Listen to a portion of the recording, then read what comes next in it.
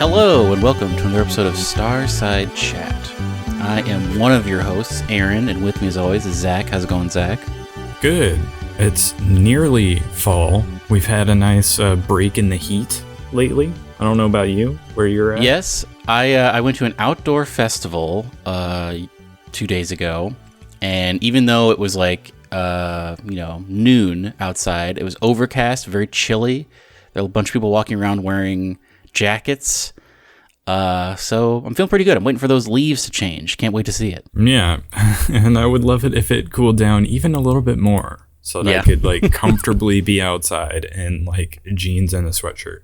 We're getting there. It's my ideal time, I think. But off the top, there was a little bit of follow-up we could do on last week's episode where we talk about the Bungie layoffs and the Game Informer shutdown. I guess Marathon is like a hero shooter version of an extraction shooter. We just called it an extraction shooter. I guess that was like a recent update, maybe this year at some point. They were like, oh yeah, this is going to be like a hero shooter version, which I don't know if you're trying to make a like something you're going to keep playing over and over again. I feel like you're cutting down your unlocks if you can't create a character, but I saw I think it was an article, I didn't put it in the show notes, but it was on like Resetera or something that was like, rumor is that inside Bungie, people are not like super jazzed about Marathon. Like for some reason, like the gameplay is not clicking or something is going on where they just haven't hit the magic with it yet. And the morale probably is low for a lot of reasons, but one of the reasons is that Marathon has just like not hit its stride yet in its development process. Yeah, and I think they know they need to like really hit it out of the park with that one. Yeah. Just given how things have gone lately for them. And I don't know, it's like based on like an old property that nobody remembers. So well, Marathon famously was, I think it was available on the Mac, which was wild. It was like a game that you could play if you owned a Mac. And so I think people that had Macs back in the day remember it, but I have never owned, like I have an iPad, but that's like the only Mac thing that I have. I've never even heard of this series, so when they brought it back, I was like, it meant nothing to me, but I guess some people were maybe excited about it, but maybe. I don't know.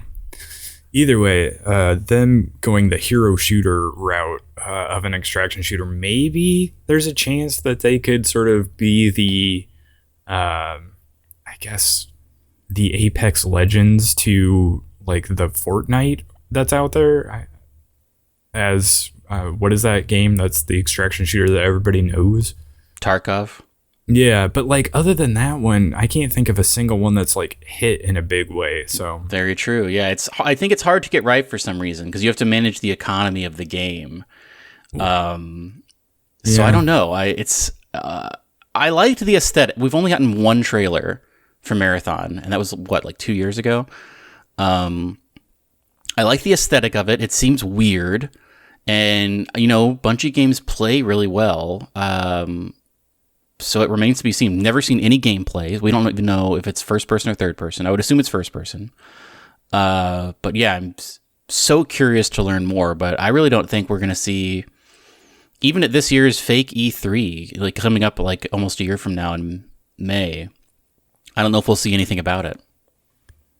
Yeah, I mean, it's hard for me to judge because I don't have a whole lot of interest in this type of thing, but I don't know. It seems like extraction shooters are not like, it's not like a battle royale where that came along and like really shook up the multiplayer shooter space in such a big way that it became like this huge deal. I kind of don't see extraction shooters being the next version of that. Because people wanted that. I think there's the big, the what's nextification of everything where like, okay, battle royales are happening now. What's next? And so I think people looked to extraction shooters and they were like, okay, this is a different kind of game. This is obviously what's next, but it never really hit. I mean, Tarkov was like, it's extremely complicated. Like you have to like put individual rounds of ammunition into your gun and stuff. And for a certain type of person who likes that type of sim, like those sim elements, I'm sure that hit really hard. But for just like the layman, like us, it's just like, I don't know. There's not a lot there for us to grab onto. It's like there's too much of a learning curve. Well, that's why I say like it might do really well with like a niche audience, but I don't think it's going to blow up like to Fortnite levels of like popularity. Unless they streamline it and figure out how to make it easy for the everyman, or the every person. I don't think. I don't know. I would love to see gameplay of it, but I would think we're gonna have to wait a long time.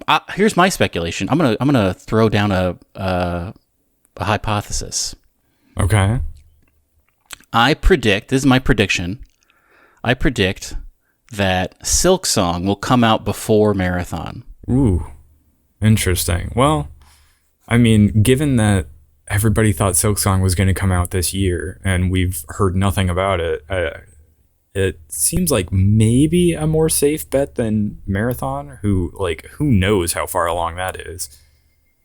But yeah, I mean, it could be. I'm sure it's one of those things, like a classic Anthem type situation where there's a lack of direction and they keep reinventing the wheel like every couple of months. Yeah, I don't know. It would be a shame for Bungie to just like get shut down because Marathon doesn't hit the way it needs to sustain them. But I don't know. I feel like that's the worry at this point. I think everybody's just sort of waiting to see what happens with that. But the other follow-up was since Game Informer shut down and they had that like fake sort of like, I don't know, AI generated splash screen, I don't know, statement from somebody who probably at GameStop. The actual people at Game Informer have since like put up a post on Twitter or X, I guess, which is a real statement from the staff. So that's out there. We have that linked in the show notes, so you can go read that instead of the fake one that seems AI generated. But also, MinMax has since been doing like a bunch of coverage, sort of reminiscing about Game Informer and talking to like their podcast this last week had a bunch of the like Game Informer people on to talk about memories and things like that, and sort of where they're at now and what's going on. But also they posted this like 15-minute video that's like an edited down version of a much longer video that's like a tour of the Game Informer offices that was shot in like March.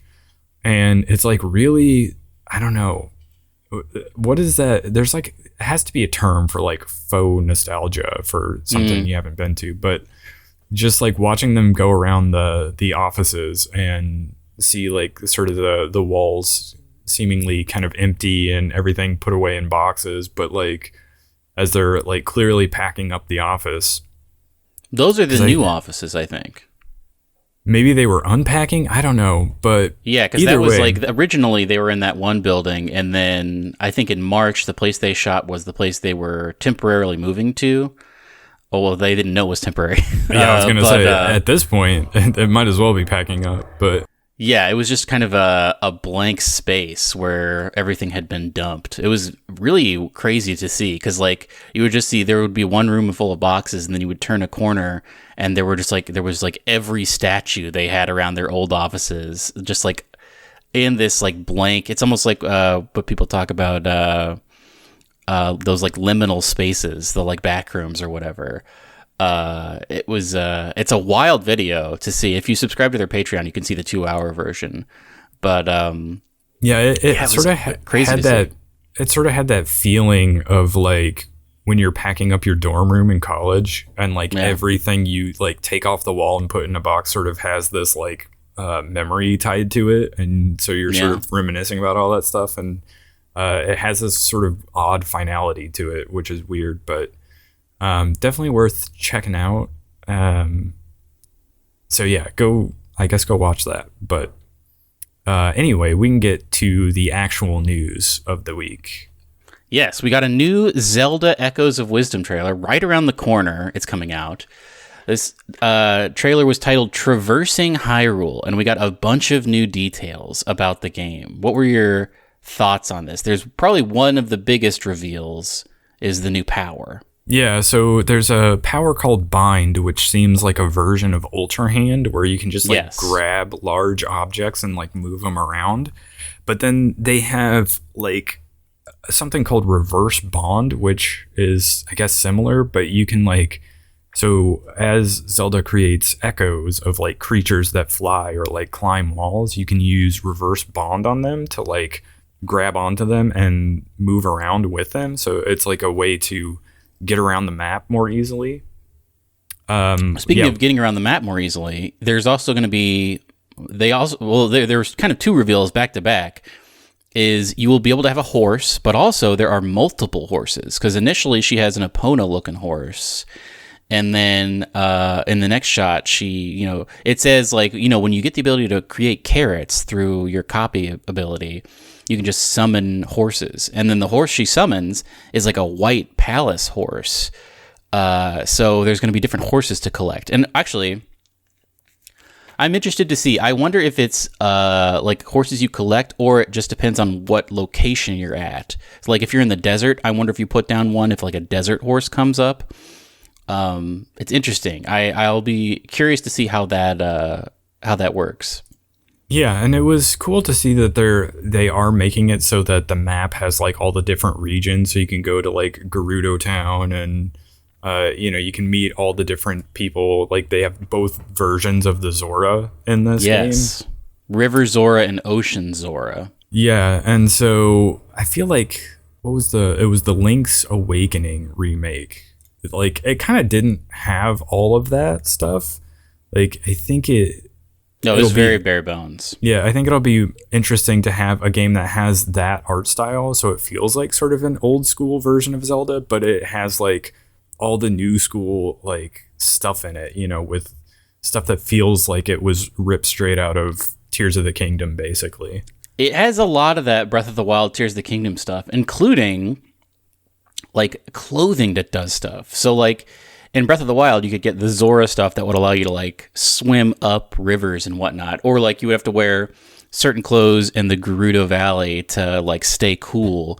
This one also includes like, well, I think in the trailer she gets like a flipper that allows her to swim better, or like some sort of like headpiece that like ups her hearts. So now you'll be able to like customize your character based on what you're wearing as well, which is cool. Yeah, I'm into this. It seems like there's going to be a lot of different ways to like solve problems with this game. Yeah. Such that I almost wonder if I'll get stuck because I have too many options and I don't know which one to use. And I'll like probably happen upon something that I probably could solve, but I'm like, maybe I don't have what I need right now. And I'll just end up missing stuff. But yeah, I think it seems like a really cool, interesting take on Zelda.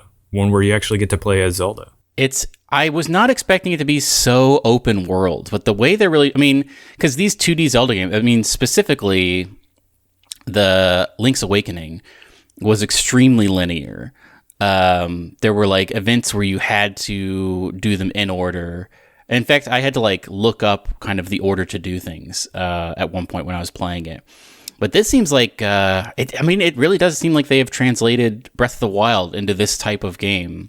Yeah. It's like top down, which is very, very exciting. And I'm excited to see all of the crazy things people come up with. Because this seems like a game where you'll definitely see YouTube videos where people are like, check this out. And they just do like insane stuff with all the powers. Yeah, I would bet speedruns will get crazy as well, because they'll find like insane ways to like get around the map that you wouldn't have even thought of as you're playing the game. But yeah, so this is coming September 26th, so a little over a month to wait on this, but it seems like a very fun new take on the Zelda franchise. So, are you familiar with Wolfeye? I am not. So this is created by Raphael Colantonio and Julian Roby. and they were the creators of like Dishonored and Prey, and this is their new studio. And they have said that this new game, which I don't believe has a name yet, is a first-person RPG, an evolution of Prey and Dishonored, featuring mechs, magnets, and a continuous world. And they released a screenshot that is like a crazy-looking robot with like looks like machine gun arms, and also it looks like kind of an old-school Fallout-style robot. And there's a couple more screenshots, but I love Dishonored. I never played Dishonored 2, and I never played the time loop one, even though I could because it's on Game Pass. But I wanted to shout this out just because I think it looks really cool, and I don't know, it seems like it's very early in development, so I don't know when we're going to see it. But it looks interesting. They're really good at crafting a unique world. Like both Dishonored and Dishonored and Prey have like very defined, unique worlds that are like, well, I guess Prey is more open world, and Dishonored is more like level based. But this one is going to be more open world and more of a continuous world. So I'm pretty excited about it. It's that old Arcane formula of I'm sure you'll be able to like teleport around and stuff, and like hide in darkness. But I'm pretty excited. Yeah, and it says in here, this article we have linked in the show notes, it's offering a real RPG experience, and they compare Skyrim and modern day Fallout. So I guess keep an eye on this one. And then I also wanted to shout out QuakeCon was happening, and there were some new details that have leaked from behind closed doors, some Doom Dark Ages details. There was a pre-recorded video that they showed, I think, journalists and also maybe just the audience there, and they just, none of it leaked online. But it was an alpha version of the game, mixed with like some raw gameplay stuff. There's 3 melee weapons confirmed. There's a flail that allows you to collect ammunition, so it's like the chainsaw. There's a mace and a fist that create chain lightning around people, so you like punch and then it creates like chain lightning around people. And there's obviously the shield that we saw, but the shield, they said, allows you to traverse the map. You can throw it and then like dash to it, which I thought was very interesting. They didn't show that in the trailer, but it's kind of like a grappling hook almost, where you can throw it and then kind of like zip to it. I'm very excited for this game. I think it'll be really cool. I want to see more gameplay of it. Yeah, I liked the trailer they showed at Fake E3. So I like the previous 2 Doom games, so I'm definitely into this. I did want to throw out there some speculation about what's to come for No Man's Sky. I think earlier this last week, as we're recording this, Sean Murray posted a picture on Twitter showing like 8 years worth of like DLC content, and it just has like the sort of special image they made for each of the releases that they've done. And it has all of them, but there's like 3 spots left at the very bottom. Mysterious. That are blurred out. And that could be nothing. It could just be that they needed some to fill the background somehow, and so they just blurred it out. But people are definitely running with this and speculating that Sean Murray is teasing 3 additional content releases for No Man's Sky that who knows when they'll come out. People are speculating that they're 3 more this year, which seems a little ambitious to me, but that seems crazy. Yeah, so I would suspect that there might be 3 more, and who knows, maybe it's 3 more and that's like all they plan to do, and then they're gonna turn their attention fully over to Light No Fire, which is their upcoming game. But people have tried to like unblur the images, and there's speculation based on that, but I don't know. I just am excited about the idea of additional content for this game that I get hooked on every time I come back to it. So potentially, well, we've only this latest one was just called Worlds Part 1. So for sure we know there's probably going to be a Worlds Part 2. Otherwise, you wouldn't call the first one Part 1. Yeah. And who knows if there are additional parts beyond part 2. So what if they did a Worlds Part 3 and 4? I at some point though, you got to start. I mean, so they're such a small team. Yeah. You'd think they would have to start going full force into Light No Fire, but they're giving so much content to No Man's Sky, which is great. Yeah, and I mean, it seems like every time they make some sort of breakthrough with Light No Fire, we see some sort of update reflected in No Man's Sky as well. Yeah. So, I mean, I don't know. Maybe they're just like working on both simultaneously, and it's doing interesting things for each of them. But I am very excited to find out more about Light No Fire and sort of what you're going to be doing in the game. But the other part of me is like, I think like a sci-fi space exploration game is sort of like my ideal game anyway. Maybe even more so than whatever they come up with for Light No Fire, such that I kind of want them to just keep making more stuff for No Man's Sky and just keep building out maybe they will the content. And like, what if they added more like quests and more, I don't know, I want more.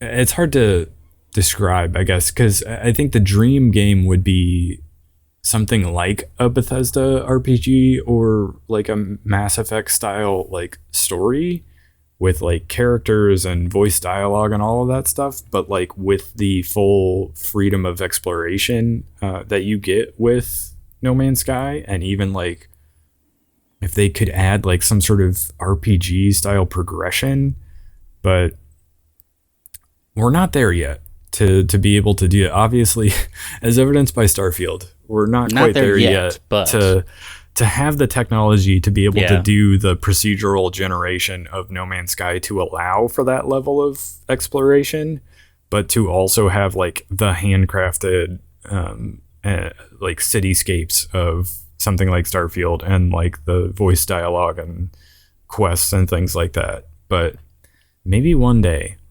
if Hello Games ever gets around to No Man's Sky 2, if such a thing could ever exist, maybe we will get that. But for now, we just have to speculate about these 3 updates coming.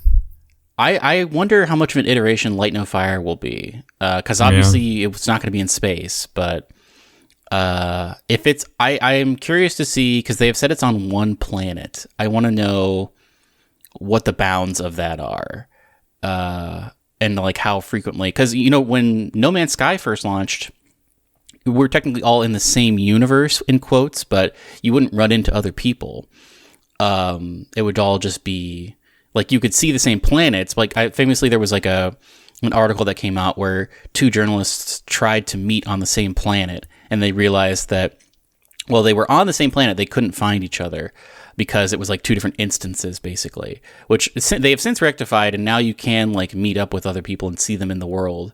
But I'm so curious how one game on one planet will take place. If like you'll actually be able to like congregate naturally, or if you have to like somehow use an item maybe to like instance into someone. But I was gonna say, it's hard to say because the trailer for Light No Fire does show like a bunch of people running around together. Yeah, but it's hard to say if some of that is like maybe NPCs or if that's just like everybody sort of working together. Like I don't know how much of an MMO they're going for with this. But I think my prediction for this is it will definitely be revealed in a Keighley thing, because I feel like he has a good relationship with Jeff Keighley. So I don't know if we'll see it at the Game Awards or not, but I could see it being like, I could see us getting another trailer maybe at next fake E3.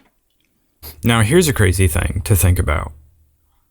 Light No Fire, the world you're on, all the exploration and all of that, all the building you're doing there, is just one planet in No Man's Sky. That would be wild. That would be a crazy reveal. I mean, that is like insane to think about, but potentially one day something like that will exist, I think. And it would be awesome. Anyway, we've been playing some stuff that we need to get into as well. Yes. So let's move into what we're playing and watching, because you texted me this week that you have been playing Thank Goodness You're Here. And yes, I got it on Switch. Because you texted me about that and we're like, it's very British humor, I was like, oh yeah, I need to check this out as well. And so I also played it. I have not beaten it yet. I think I'm very close to beating it. I had maybe 2 sessions and I think I have done almost everything, but I'm still sort of wandering around. Did you complete it? I did. It's a pretty short game. I don't even know how you explain the style of game that it is. I almost think it's kind of like it's almost a Metroidvania a little bit, because it, like, you're going into these separate zones. I was reminded of when I was playing Metroid Dread, and I would like get to a new area and realize I couldn't go back to where I was, but it was so well designed that I just knew, like, okay, something in this new area is what I have to do. And very similarly, this is well designed where you'll just like interact with something and all of a sudden you're in a new area of the map and you're like, oh man, I wonder if I was supposed to do that. But inevitably you were supposed to do it because there's something for you to do in this part of the map, and that allows you to progress the story. Yeah, that's one of the crazy things about it. Like, all you are doing is running, jumping, and punching. And so you can basically punch everything in like a scene. You're basically given a scene to like run around in and look at things and punch things, and by punching like a person who's in the scene, they'll give you some dialogue, and you can punch them multiple times and they'll give you more dialogue. And then when they run out of dialogue, they just like grunt when you hit them. And sometimes they'll like, you'll wander into a scene and somebody will be like, thank goodness you're here, and they'll explain the problem they're having, and you'll have to like solve whatever it is. And usually solving that is just like, you wander around until you figure out you can like go to sort of a different area, and you'll find something in that area that will like solve the problem for the previous person that was like, oh, thank goodness you're here, help me out. And that's the thing, is like, you'll forget you were helping them, and then you find the thing you need and you go back to them, and then you know you've like completed a task if you get a title card that says like, this is now done. Or it'll say like there was one where this person was like shy about drinking milk or something, and so like when you completed it was like milk shyness or like gone or something. It's a very funny game. There is also, I mean, there's obviously some like PG-13 or possibly R-rated stuff that happens, so it's like not specifically for kids, but it's very amusing. Yeah, it's a funny game, a funny sense of humor. Like, everything in the scene is like funny in some sort of way, whether it's like something written on the wall, or like the name of a business there, or like just something somebody's doing or saying. And I think it's probably more funny to like people in England who maybe recognize some of the stuff as they're like sort of joking about. This is what I was going to ask you about. What did you think of that first prompt? Oh, where like the language is like really weird, and they do you think a British person can understand that and they would select the left one? Because I was like, I don't know what that means, and so I clicked what is that? I think I did too, but yeah, I think they probably understand what is being said there, and there is an option like in the settings to like have it so that all the sort of dialogue and language settings and prompts are in this like weird like English written form. And so you can set it to the normal English so that we Americans kind of know what's being said, but also I don't know, I feel like they probably get enough of what it is to be able to play the game that way. Yeah.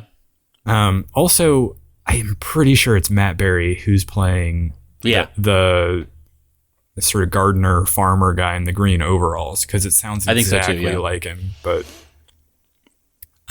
big fan of Matt Berry, so I loved having him pop up. But it's one of those games where it seems like maybe you can go multiple directions, but no matter which direction you go, it's the right one. Because you never end up lost. you always end up in the right place that you need to be, and sort of solving and progressing the game that way. So it's like cleverly designed as well. So it makes sure that no matter which way you're going, you're sort of always end up going the right way. So I think it's like a pretty short game. I don't think it'll take you much longer to finish it. But yeah, I would think I'm pretty close to the end. It's very cleverly written as well. And I almost want to play it through again, partially because it's so short, but also I sort of want to go for the Platinum Trophy on PS5, which is where I played it. Oh, yeah, I didn't even look at what the achievements are on it. But yeah, there is a Platinum Trophy, so I might play it again and see if I can get everything. But it's definitely a weird little gem of a game, I would say. Like the art style, how would you describe the art style? It's a drawn art style. Yeah, it's like hand-drawn. It's like 2D, and it's it's not. Here's what it isn't. If you've seen those like Don't Starve games, those are sort of 2D and drawn, but it's not like everything is made of paper. Like it's not like 2D. It's not like a Paper Mario. It is like a cartoon almost. It's like you're playing a cartoon. It is like playing a cartoon, like something that could have been on like Cartoon Network or something like that. Yeah. But yeah, you just play this little like yellow man who seems to like change in size depending on what scene he's entering. And yeah, it gets a little weird at times, but it's pretty funny pretty much all the time. I think I texted you. Wait, what did I text you? It's a comparison. It's a combination of Untitled Goose Game and another thing, but I can't remember what the other thing is that I said. I don't remember. I remember the comparison to Untitled Goose Game, which I think is pretty apt. But something else. It's like Untitled Goose Game, I guess, is what I can say, because I don't remember what else I compared it to. But yeah, it's not like a like point and click adventure where like you're like grabbing items and you're like, oh, I'll need that to solve this other problem. It's more like you run around and you hit something and that solves the problem. But usually it's in like some funny way. Like one of the first things you're asked to do is like mow the lawn, and you're like mowing the lawn back and forth across the screen off in the distance, and in the foreground are these two flowers that just like keep saying I love you back and forth to each other, and you know what's gonna happen, but somehow it's still funny when it happens. Like you're mowing back and forth until you eventually hit one of the flowers and the other one like gasps in horror. But then they add on to the joke by like panning the camera over a little bit, and there's just another flower, and it turns and starts doing the I love you bit back and forth with this other flower. And somehow that made it funny to me. So it is also funny. You talked about how he changes sizes every scene. That always caught me off guard, and I always thought it was very funny because like you'll be like standing in a shop and there's a guy working like under a sink or whatever, like and his legs are sticking out. And you go into the place where he's working, but instead of like taking up a bunch of space, you're just like standing on his chest because you've become very small. Or like in the bar, in the first area, you walk into the bar and you're just like a very tiny person on the counter, where you can like jump into the tap basically. And I always thought that was very funny. The way you get between scenes is always very creative as well. Yeah. It's like, I don't know. I also like, I don't want to spoil it, but there's a scene where there's like some music that's happening and like some lyrics going along with it. And it's like very cleverly written. I couldn't have written a scene like that, but it's very, I don't know, very well done from start to finish. Very British too. Very British humor for sure. And you're like, I think the whole like goal of the game is you're going to, like your boss sends you to go meet with the mayor for some reason of this like town that I forget the name of, starts with a B, somethingville, but he's like, I guess busy at the moment, so you can't meet with him right away. So you just like wander out in the town to pass some time, and suddenly you get involved in all these like random tasks where they're like, somebody's like, thank goodness you're here, help me with this, and you just end up helping a bunch of people around town. Before you end up having your meeting with the mayor. And so it's like a very simple premise for a game, but they're able to highlight all these like funny elements of, I guess, like Northern English culture or so. I looked up the text I sent you. Okay. Yeah, I said it was like a mix between Untitled Goose Game and What the Golf. Oh, okay. Which, did you ever play What the Golf? I did not. I think you would really like it. It is, because it's another one of those games where it really messes with what you think is going to happen in a lot of ways. Like every level is kind of a different type of game, sort of. And that's very similar to this, where like every instance you get into, you have to solve the puzzle in a different way. I mean, you are just like punching stuff basically, but it's just like very inventive, like What the Golf is. But yeah, it'll probably be one of my top games this year. I think I'm very charmed by it. Yeah, I was as well. Very, very positive on this game. It's such a like nice, short and sweet, but very funny experience to have. So definitely recommend it. Is it not on Game Pass? Because I feel like this would be a perfect Game Pass game.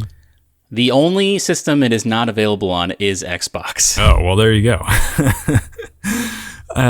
I did play it on PS5, and it runs great there. Did it run well on Switch?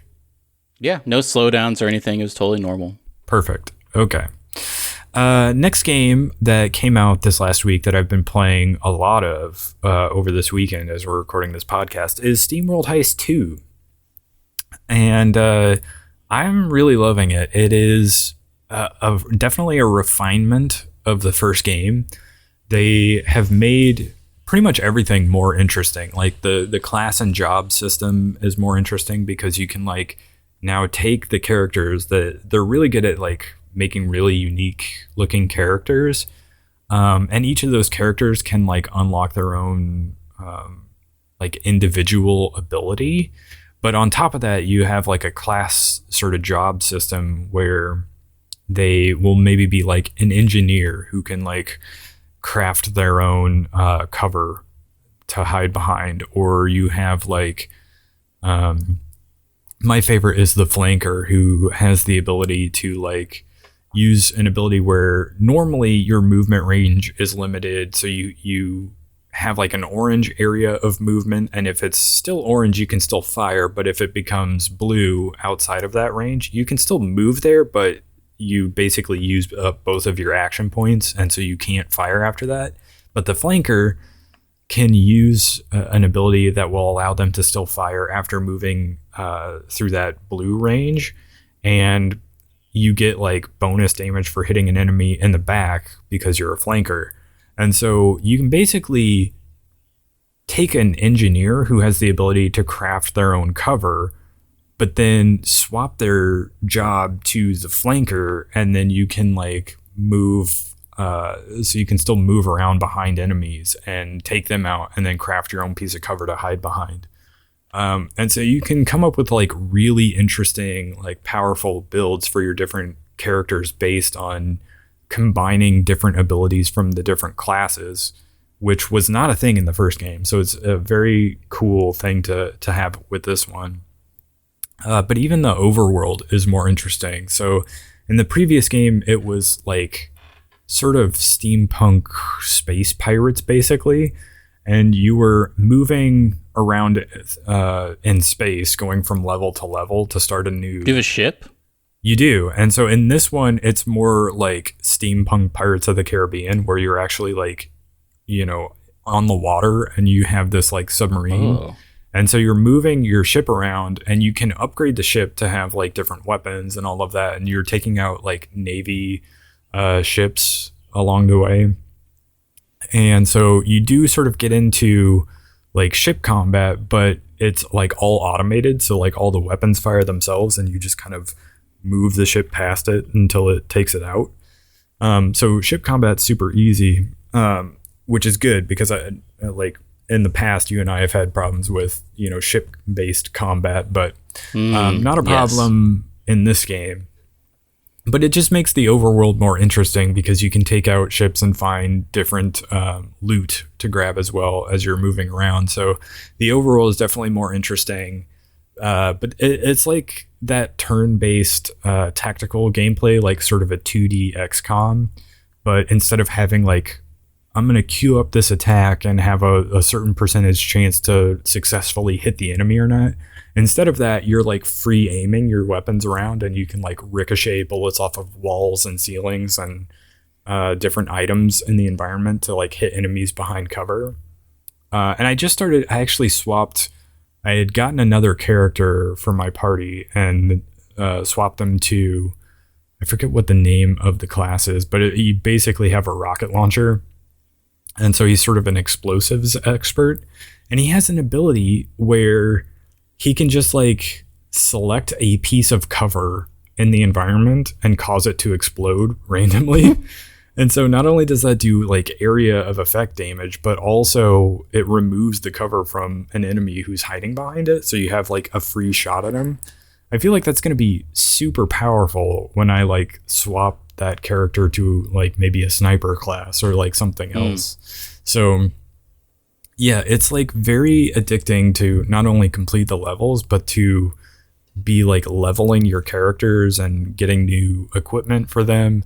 But also leveling up your ship and getting like different equipment for it and making it stronger. So there's like a really fun, interesting sense of progression with this game that I'm really enjoying. But there's also like custom difficulty settings with this one. I don't remember if that was the case with the last one. Like I know you could swap the difficulty pretty freely, but this one there's actually like a custom setting, so you can like really customize your experience with it. But I really like the art style and the character designs, and I think it's a very fun game that I highly recommend. Is it on Game Pass? That's a good question. It is on Xbox, but I don't know if it's a lot of the SteamWorld games I feel like are. They might be. I actually don't know. I don't know if it's on Game Pass, but it might be eventually. It looks like Zach, it is not. I have been checking out the new season of Apex. Oh, yeah? And how is that? It's weird. I don't really understand it. Although there is one very cool thing that I will talk about last. But I booted it up, and the new base trios is all in the new map, which the map is very cool and I like, and I haven't really learned it yet, but it's a very cool environment. But the new base way to play is this way that is signified by there's like a green heart icon. And they have changed the way that reviving works in a way that I don't understand. And there's an explanation for how it works, and I read it, and I still don't understand it. It's, so you drop in, and if you die, there's no more revive stations. They just don't exist anymore. You just have a countdown, and you are going to respawn. And eventually, I think maybe there are stations where you can increase the quickness that happens, but you die and then you respawn and you drop back down, and you seemingly do that infinitely if your team is still alive. But as you do it, it increases the time of your respawn, I think is how it works, because I did notice my like respawn time initially was like 10 seconds, and then by the end it was getting to be like a full minute. And I think if everybody dies, then that's it. You just that's when you stop. But it leads to crazy games where in the final circle, there's still a ton of teams alive because one person has continued to like stay alive and other people are just constantly respawning in. And I don't know if it's a good system. They have added other like good quality of life things. Like whenever you shoot someone now, you see a health bar, and so you see all the time how close to death they are, which is very useful. And they've also made it where if they're close enough to you, they like glow a little red, so they're easier to track. I don't know. I don't know if I like this new revival style. So what I've been doing more is something that doesn't matter at all for progression. They added a bot royale where you can just drop in, and it's a smaller circle, but you're completely against all bots. And I find that to be very fun and gratifying because it makes me feel really good. And it's still a little bit hard. Maybe I am just bad at the game, but I think it's what I want out of Apex, is just like playing against people that will not immediately one-shot me from across the map with a sniper rifle. Is the difficulty of the bots customizable? I don't know. I couldn't initially see a way to change it. Maybe there is a way to do that, or maybe they'll add it. But for now, I think it's just one default difficulty. But and I did get downed one time. But you said it's not for progression? No, you don't get anything for doing it. They said in like the material you could use it to like warm up if you wanted to. If you didn't just want to like, go to it seems like a good way to learn a new character you haven't played before. That's the other thing, is all characters are unlocked for it. So if you want to play a new character in a battle royale type zone, you can like test it out. I could see that being fun. It's a little bit akin to like doing like a co-op against bots of some sort instead of like a PvP situation. I enjoyed it. I don't think I'm gonna get the battle pass, so I don't really care about leveling up a battle pass. I was gonna say I do a little bit wish they would let you level your battle pass or get like new customization options, but I can understand if they're gonna like unlock all the characters for you so that you can try them out. Maybe that doesn't make sense, but like I played 2 or 3 matches in the battle royale, and again, like I don't know, I kind of like that when all of you die, you just have to re-queue, because sometimes you're with bad people, or sometimes you just like got some guns that you didn't care for, and you just want to re-queue. But with this new revival system, you're in it. Like a game is going to last way longer if one of your team survives, and you're just like constantly. It leads to a lot more downtime, I feel like, where you're just sort of watching someone play instead of just re-queuing and getting into another match right away. So I don't know. I don't know what the community reaction to it is. I haven't really looked into it, but I don't think I'm super into it. I much more enjoyed my time in the bot royale, which I immediately dropped down into and immediately just started being an A player, just like immediately getting the most kills of anyone because everybody else was bots. That was very fun to me. So I feel like this is why I prefer the normal like team deathmatch or like control style modes where like there's no downtime, because if you die, you're not waiting to be revived. You're not re-queuing if you die once, and you get plenty of opportunity to like try out shooting weapons and using skills. And like, so I feel like you have a good opportunity to learn that stuff, as opposed to like, I spent 20 minutes gearing up. The first person I saw killed me immediately, and now I'm re-queuing, and so I didn't learn anything from it, you know? So I typically, when I play Apex and I'm not playing with you, I will play those modes instead. And I do still get like progression on unlocking stuff, so it still feels like satisfying from that end. But I don't know if I will jump back in just yet. I haven't been feeling compelled to do so just yet, but maybe part of it's because I've been playing other games, but I do like it every now and then, so I guess we'll see. I don't know. Like I said, the default way you play now is not really grabbing me, so I don't know how much more I'll play it, but the bot royale is pretty fun. It also allowed me to play some different characters that I had not unlocked, which was cool. Like the new character that can like go through walls is very interesting. I'm not going to buy her, I don't think, but fun to do in the bot royale. Yeah. And then I see you've still been watching more the IT Crowd. Yes, it's on Pluto. I don't have a subscription to BritBox, but so because of that, I have to watch like very long commercial breaks in between sessions. But it's still great. I think we're gonna probably finish the series maybe this weekend. But I'd forgotten a lot of little moments from like the later seasons. Years ago, I bought all the seasons on Google Play, so now I can just watch them in YouTube whenever I want, and it's great. It's a great show. It's a very funny show. It makes sense that, you know, this is like the perfect time to be watching that while you're also playing Thank Goodness You're Here. I mean, it may be a little bit different British humor, but it's still like British humor if you want. So I highly recommend both of those. Do you have any parting wisdom? You know, Zach, I went to an estate sale this weekend for the first time in a long time. Oh, yeah? And it was pretty cool. I don't know if there's like a website for tracking when estate sales happen, but It was very fun to just like walk around and see all these old things, and there were some good prices. That's probably not the case for all estate sales, but my parting wisdom is to like look up local estate sales and go check them out. It's a very fun thing to do if the weather's nice.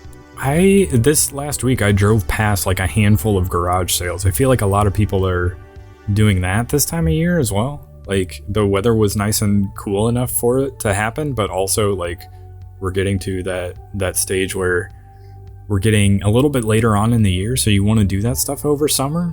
And so I guess if you are thinking of doing a garage sale, now would be a good time to do it. Yeah, that's another good parting wisdom. Have a garage sale. Have a garage sale, or seek them out if you're, you might find some interesting, unique stuff. Yeah. And on that note, go ahead and follow us on YouTube, Instagram, and Twitter at Starside Cafe, and we'll catch you on the next one. Goodbye. Goodbye.